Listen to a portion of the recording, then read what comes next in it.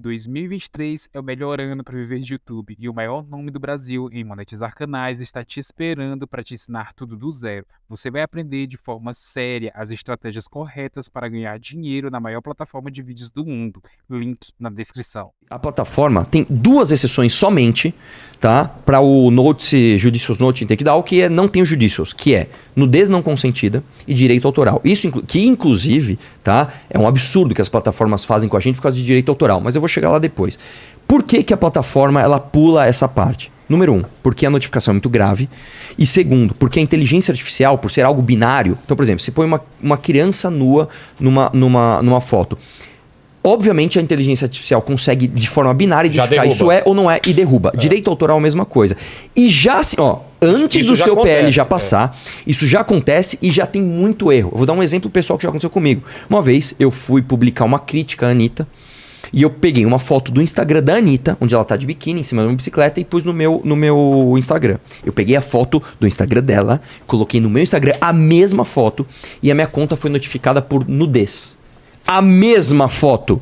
Por que que a minha sim, a dela não? Porque claramente a Anitta não tem tanto hater quanto eu. A hora que eu postei, a galera foi lá noticiar, a inteligência artificial, de forma errônea, identificou uma nudez ali não consentida e tirou a plataforma. Se antes do teu projeto, em algo que é binário, nós já estamos tendo esse problema, pergunto a você, se eu patrocinar um vídeo, Orlando, dizendo que o impeachment da Dilma não foi golpe, e aí? E aí? Não acontece nada. Quem disse que não acontece nada? Se o presidente está falando que foi golpe sim, e a gente pode considerar um golpe, um atentado contra... Não, peraí. Um atentado contra o Estado Democrático de Direito. Um golpe é um golpe. Um golpe é contra o Estado Democrático de Direito.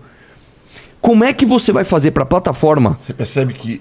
nós não vamos evoluir porque eu quero debater o mérito. Eu falei, eu estou alterando o regime de responsabilidades, introduzindo dois mecanismos. Eu estou trazendo para você, está indo Orlando. para outro lugar. Então eu vou te explicar.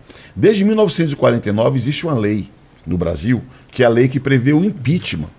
A presidente Dilma sofreu um processo de impeachment. Impeachment, você lembra, quando é afastado o presidente, é julgado no Senado. Se o Senado mantiver o afastamento, ela é destituída. Collor foi destituído, Dilma foi destituída.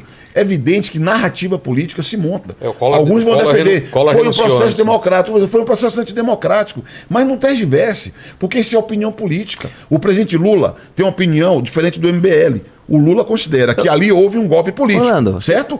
Agora, o presidente falar isso, ou você dizer que aquilo foi um processo democrático, não fere os dois artigos do Código Penal que foram instituídos pela Lei de Defesa do Estado Democrático de Direito. Porque o detalhe é o seguinte, aí vou entrar no segundo... Quem que vai ser exatamente. Quem é que decide nesse caso? Um juiz? Então posso falar agora? Posso falar? Claro. Então, primeira mudança no regime de responsabilidade. A plataforma ganha dinheiro para levar a mensagem mais longe, ela é corresponsável pelo dano produzido.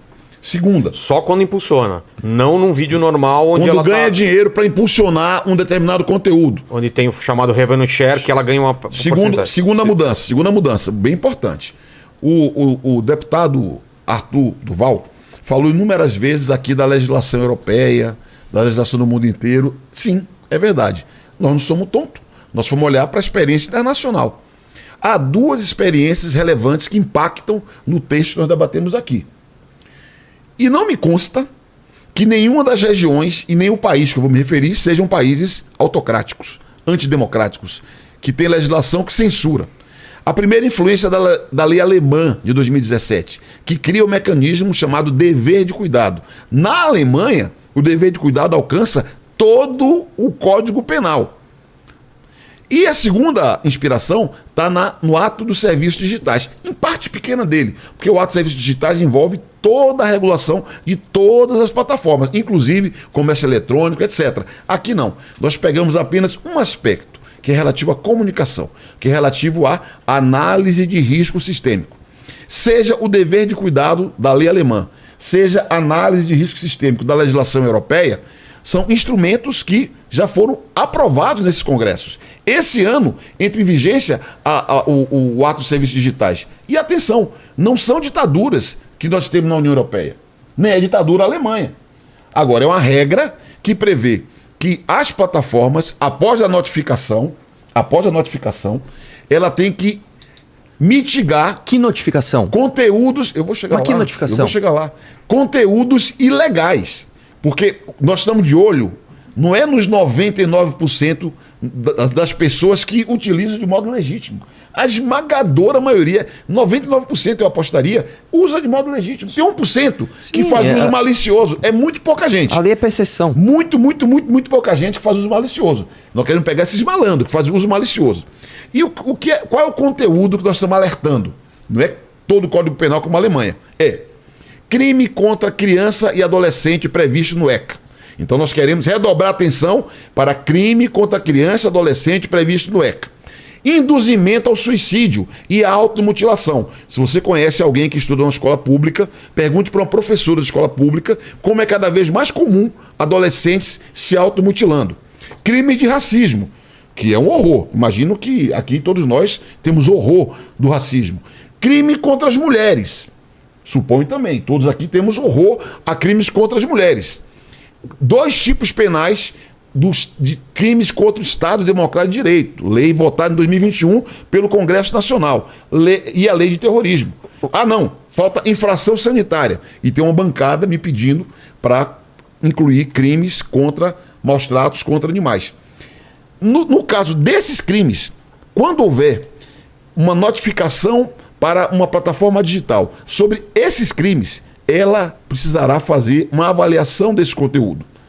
Por que é potencialmente ilegal? Porque você não pode dizer que algo é legal enquanto você não checar. É exatamente Claro, esse você o problema, não pode Orlando. dizer que é ilegal. Por que a lei fala Exatamente esse potencialmente ilegal? Que possam configurar ou possam incitar. Por que colocar no plano da possibilidade? Porque você tem que avaliar se se enquadra ou não em algum crime. Aí, última observação, que é uma diferença que eu tenho com o governo atual, presidente Lula. Uma sugestão que o governo fez foi nós aplicarmos o dever de cuidado tal qual existe na lei alemã. Eu falei, calma, eu não moro na Alemanha. Lá tá Os dando cidadãos problema pra brasileiros caramba. não são iguais aos cidadãos alemães. A estrutura regulatória de lá não é igual à estrutura do Brasil. O Código Penal de lá não é igual ao Código Penal do Brasil. Então, calma. O que é que eu propus? Ao invés de você exigir das plataformas que elas próprias sejam responsabilizadas pela notificação de um usuário, de 2, de 10, de 100, que ficaria ao arbítrio, imagina, igual o Arthur falou, bota lá uma turma ali o tempo inteiro simulando notificações, você vai criar um problema. Qual que é a ideia que nós temos? Não existe regulação sem órgão regulador. Já sei e há onde um vai chegar. debate... E há um É debate... Anatel, Anatel? Chega não, Olha tá lá. escrito, tá escrito. Olha lá. Eu fui cauteloso, eu acabei de sair da Folha de São Paulo. E no debate que fiz lá, eu falei, eu divergi do governo de permitir que o dever de cuidado seja aplicado imediatamente. E criei um mecanismo que eu chamo de protocolo de segurança. Por quê? Alguém tem que ser informado pelos usuários. O usuário pode falar para a plataforma também, ela pode avaliar. Ela que vai medir se aquela notificação faz sentido. Mas se cria um canal público para receber essas notificações. E se houver um movimento na internet, não é uma notificação, não adianta o Orlando notificar. Se houver um movimento na internet que possa oferecer risco a alguma garantia fundamental, a plataforma passa a ser notificada por esse órgão para avaliar se esse risco é real. Exemplo prático. Quem tem filho deve ter visto em abril uma onda que teve na internet do 20 de abril, Sim. que teria violência na internet. Veja, depois de sair um monte de vídeo, um monte de publicação, isso poderia dar base a quê? Isso poderia dar base a uma notificação pelo poder público para que eles avaliem se é real aquela onda de crimes contra crianças em escolas. Se aquilo ali ganhar uma dimensão e você checa e aí sim, elas têm a obrigação de fazer a moderação de conteúdo. E após a notificação, se não fizer depois de checar elas próprias, ela pode sofrer sanção. Quem avalia o conteúdo? Nunca o governo. Nunca em nenhum momento foi proposto o governo avaliar conteúdo. Quem avalia? As plataformas. Porque a ela deve ter competência de fazer a medição.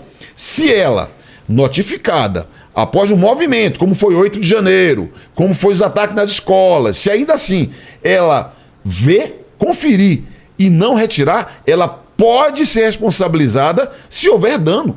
Porque se houver dano, foi avisado que poderia ter dano, poderia ter risco, e ela não faz nada, Orlando, ela tem que ser vamos responsabilizada. lá. Eu estou falando porque eu defendo com convicção a mudança desses dois regimes, Então- essas duas mudanças no regime de responsabilidade das empresas. Orlando,